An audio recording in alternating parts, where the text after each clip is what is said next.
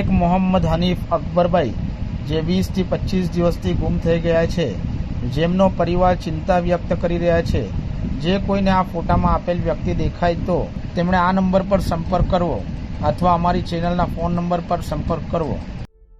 સુરતમાં ચોથા માળેથી પટકાતા કિશોરીનું મોત। સિસ્કા પ્લાઝામાં ચોથા માળે આવી હતી ટ્યુશન। સુરતમાં આપઘાત સહિત રહસ્યમય મોતના બનાવમાં વધારો થઈ રહ્યો છે, ત્યારે ભેસ્તાન વિસ્તારમાં 17 વર્ષીય કિશોરી ચોથા માળેથી નીચે પટકાતા અરેરાટી ફેલાઈ ગઈ હતી। સમગ્ર ઘટનાને લઈને પોલીસે વધુ તપાસ હાથ ધરી। ભેસ્તાન વિસ્તારમાં આવેલા સિસ્કા પ્લાઝામાં કિશોરી ટ્યુશન ક્લાસ કરાવવા આવતી હતી। આ દરમિયાન ક્લાસના ચોથા માળેથી કિશોરી નીચે પટકાતા ઘટના સ્થળે તેણીનું મોત થયું હતું। કિશોરીના મોતને લઈ તાત્કાલિક પોલીસને જાણ કરવામાં આવી હતી। પોલીસે ઘટના સ્થળે પહોંચીને વધુ તપાસ હાથ ધરી।